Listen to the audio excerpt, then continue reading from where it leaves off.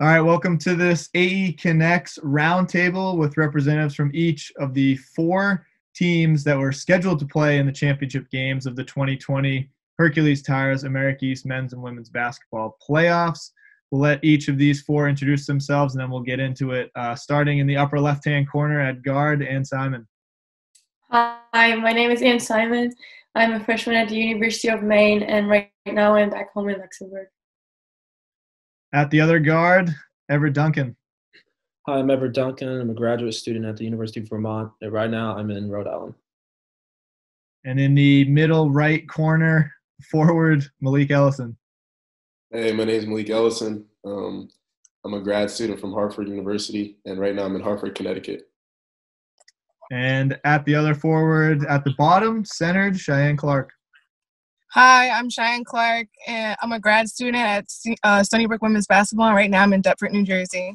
All right, guys, thank you all for joining me and taking some time. We'll have a little fun, like I said, but I do want to take you all back to the reactions that obviously the championship games being canceled kind of provided for you all. So, with respect to each of you, it was a unique scenario with you, Everett. You're so used to hosting the championship games at Patrick Gym. That's a staple on that Saturday at 11 a.m. Malik, grad transfer. You go to Hartford, go to the championship game for just the second time in program history, and a chance for you to get to March Madness.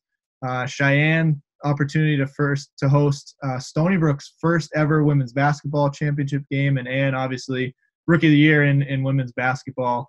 In your first collegiate season and getting a chance through some adversity with your team to get to the championship game. So I'll mix it up a little bit since you started with the introductions. And Everett, let's start with you. What was kind of your reaction to this whole ordeal? Yeah, it was pretty crazy. I can remember when we first had expectations of just having no fans to be able to show up to the game. And we were preparing to just play Hartford, just us. And I was okay with that. I know most of us were okay with that. But then when we saw the NBA get canceled, we were like, oh gosh, like we're going to follow suit here soon. And then once our game got canceled, it was just kind of like a shocking moment of not knowing what to expect or what to do next. Malik, how about you? It was crazy. I just remember we were all sitting there, and we seen that the ACC tournament had got canceled, the Big East, and we just knew that our game was going to be next. And then Coach sat us down, and we had a meeting, and it was just tons of emotion going around in the room. So it was crazy. And on the women's side, Cheyenne, what was kind of going through your mind when this went down? Well, when it went down, we didn't even know that until literally an hour left into practice. Our athletic director came in and told us that he brought us all into the circle, and he kind of just told us that we weren't going to have our championship game. He kind of broke it down to us, but it was like we didn't know anything about like the NBA being canceled. At first, we were just told like we weren't going to have any fans and that we would still be able to play. So then like to have practice, to be almost done with practice, and then like be told like, well, we're not going to have a game at all was just like, we became overwhelmed with like emotions and everything. So that was just our side. Yeah, I can't imagine what it was like for any of you. Ann, what was going through your mind? Yeah, I mean, we were on our way to Stony Brook, and we just had the 8 hours drive. We just arrived, and then our coach told us that it wouldn't look good to play the game because first we also heard the news that we're going to play without fans, and I think that most of the players were okay with that. And I mean, of course, it's sad to play championship without fans, but if that would be the only option, we would, of course, play it. But then when we heard that they're going to cancel everything, and then our coach told us it wouldn't look good, so we were kind of pretty sure that they would cancel the championship game too. And then, yeah, the news came, so we were pretty devastated, and so it was just a sad moment. I don't know if it was known to your team actually, but I was on the ferry with your team heading to Stony Brook, and obviously we barely even got to campus when we found the news and helped decide, I guess, and make the decision to obviously try to keep everybody safe through this. And now you're obviously all housebound. We found out where you are when you introduced yourselves, and this is obviously a completely new norm in terms of going to online classes, and for you two women specifically, I know, and you had to travel back to Luxembourg as an international student athlete, which must not have been easy. Cheyenne, you have a young one at home to care for as well. So I'll toss it back to you. I guess what's this new life at home like for you as obviously a grad student, but having your season cut short and getting into that life? Getting back into well, honestly, like basketball stopped, but like my mom as a duty obviously doesn't. So getting back to home was like a smooth transition, but basically live, I had to leave campus with her, get her out of daycare, pack all of our stuff up, and get back to Deptford. So I immediately started working 2 jobs to support her and support my new transition back here. But I'm with my parents, and they've helped out a lot with my whole transition. So like I said, basketball stopped, but motherhood doesn't. So I mean, it's just been really hard. But I'm still thankful for everything that Stony Brook has offered me. So that's just how it's been. And Ann, I want to go back to you. How was it trying to get back home to Luxembourg when this all went down? Yeah, I think the most challenging part was to find flights because, of course, they canceled a lot of flights. And I mean, Luxembourg isn't the most popular place. So that's why it was even harder to still find flights. But it was, I knew I'm going to be home soon. And then I just wanted to be with my family. So it was a hard journey. It was also with the time changes, the difference. But when I got back home, I was just happy and relieved. What's the adjustment been like for you, Malik? It's been different. Just being at home, not being able to do anything, kind of just doing my own workouts, outside as much as I can to just stay in shape. It's crazy because obviously I had all these, I had a 3v3 tournament coming up, some pre-draft stuff. So just kind of, it's all on hold. So there's a lot of uncertainty with that, but just being patient and just, staying in shape. I got a quick follow-up before I ask you, Everett, but that 3-on-3 tournament, man, that team was stacked. You, Anthony Lamb, Christian Lutete, Ahmad Clark. How much money were you guys poised to win, man? I think we were going to win it all, surprisingly, to other people, but not to us. Like you said, we were pretty stacked. I don't know how much money they win each game, but it would have been nice. Yeah, duffel bags full of cash would have been flying, I'm sure. So we'll just have to imagine that, unfortunately. And Everett, what's your new life like in Rhode Island? How are you kind of adjusting to this?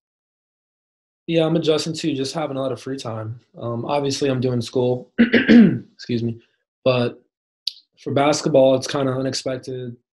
I could be done. So I really haven't stayed in shape, honestly. I've done some home workouts, and that's different because I'm not bodybuilding or squatting and stuff like that. But I'm kind of just being patient as well. And anything could happen. This could be done in a few weeks, hopefully, maybe a few months, but just being patient. Having the sport that you guys love taken away from you so abruptly, obviously was a difficult challenge to overcome, but I know basketball is probably still in your daily lives. Who's still playing or shooting hoops, or is it video games that you guys are doing? What's happening? I'm still playing, still working out pretty much every day, playing 2K and little Fortnite. Who else is playing? I don't have a basketball goal here, or rim, however you want to call it. And there's no courts here in Rhode Island. And I don't have an Xbox here as well. So for me, I'm honestly just watching streams of people online on Twitch and stuff like that and keep myself entertained with the game that way. Yeah, obviously you can't go to the gym. But, Ann, I see you got a hoop right behind you. Is that right? Yeah. Well, but I also have one outside, so I'm shooting hoops too and just working out, but that's it. Cheyenne, I know you've got a busy schedule. Is basketball at all part of it? No. basketball has not been a part of it just because all of the gyms are closed, obviously, from the pandemic. So LA Fitness, whatever, can't go to. And also I have, like, not in my area right now. All right. Now, to take it back to the championship games that were scheduled on our calendars, I'll let you guys – you obviously didn't do any trash talking on the floor, so now's the opportunity. I'll start with the ladies. Who would have gotten the better of whom in the championship game? Okay, I will start. So I think we were really excited and we were ready to play the game, especially because it was an away championship game, and I think the team, it was like kind of different because 2 years ago, the last 2 years, they played the championship game at home. So I think we were even more excited and more ready to play against Stony Brook. Cheyenne, your team was the team to beat this year. Number 1 seeds. Yeah, I mean, we were the team to beat this year. I honestly, from just a standpoint, I think it would have been a really just great ends of the floor, just because whose main has been these last 2 years, and then also then coming up, having who we had on our team, and being the team to beat. Sorry, I have a tongue twister. This year, so I mean, like, individually and collectively, it just would have been an exciting game for me, just overall. All right, guys. Hartford, Vermont. Who would have gotten the better of whom? Much respect to Vermont. They were definitely the team to beat. I think we would have won, though. I had a lot of confidence in our group. We had a lot of confidence, and we were playing our best basketball at the right time. And it would have been a great game, though. Like the one that we played at home versus Vermont in February, went down to the wire and lost at the buzzer. We felt like we should have won that one. So I think it would have been a great game. Yeah, I definitely feel like it would have been like one of the best games that the America East has had in the championship game. And humbly, I'm picking myself too. I really feel like we were that UMBC semifinal game. We had some huge strides, and I feel like that championship game would have been a great game. And it's unfortunate that we couldn't have played. Yeah, definitely tough to cope with. But when you look back at this season, and Everett, I guess I'll go right back to you. Are there happy thoughts that stick with you? I mean, do you have a favorite memory from this season as a whole that you can pick with? I'll start with you, Everett. Yeah, I mean, the season was just unbelievable. My teammates, coaches, the bond we've had all year, we still have, but I think it really elevated our team. And if I had to pick a memory, I can go back to the St. John's game. And that was a huge moment for so many of us, and even our new guys, to be able to play there and win and carry that momentum with us throughout the season was really huge. And I'm just really proud of my guys this year. I'll go up to Ann next. Yeah, so I think my favorite moment was when we beat Green Bay in the buzzer beater. It was just exciting to see, also because we had injuries. We lost Blanca Milan and we lost Funny, and it just gave us more hope because the games we had before didn't go as well, and then when we won against Green Bay, it was just a huge win, and good job for good thing just for your team. Couple of last-second wins to start us off. Malik, what do you got? There was a lot of great memories this year. I would probably say on the road at Northwestern, being able to win in that environment, beating a Big Ten team, and it kind of started our, we all caught rhythm after that game.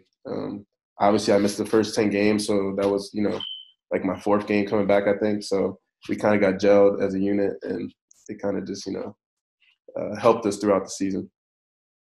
Last but not least, Cheyenne, favorite memory? I think my favorite memory would have to been when we had beat Albany in the quarterfinals. So we were down 15, and we were actually down the whole entire game. So like when we came back in the overtime, I think that was like a great victory for us and just an overall great memory. So yeah, thrilling way to start off the postseason. couple grad students that we're talking to here, a senior and then a freshman. And Simon, who of the other three of you is most jealous that Ann's got another season to play? Me, for sure. Yeah. All right, non-basketball question now. Who's got the best quarantine activity? I don't think I do because my days are always the same. So I've really got a big love for puzzles. I'm not sure if anybody likes puzzles here, but I think they're fun.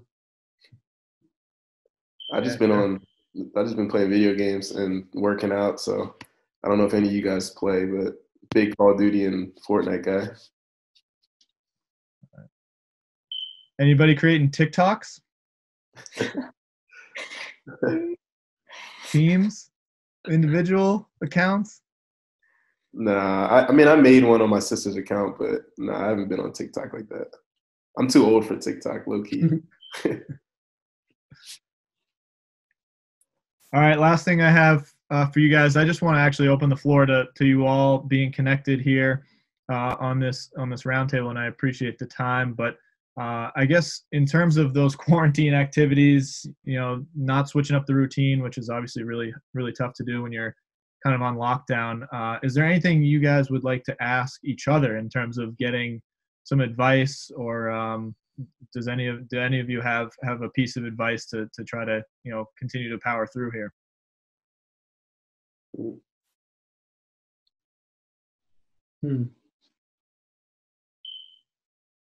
Do you have any advice for us? Get outside if you can. That's the big one. And we're talking about as a conference staff actually trying to limit the screen time, because I'm sure you guys all are doing the Zoom classes. And then how do you take a break from that? And a lot of the times the answer is video games or Twitter or Instagram, TikTok, and you're looking at a phone. So I think the getting outside is a good reset button. Everett, thank you for asking, and get your eyes a little break from the screen time, I would say. So anybody hear that advice, or you got something else for me? No, I definitely hear that. All right. Well, thanks to the four of you. Really appreciate it. It was fun to watch each of your teams all season. And again, we'll have some more content under this AE Connects brand moving forward. But this is a great way to set it off with this AE Hoops, AE Connects roundtable. So thank you all. Thank you. Yeah.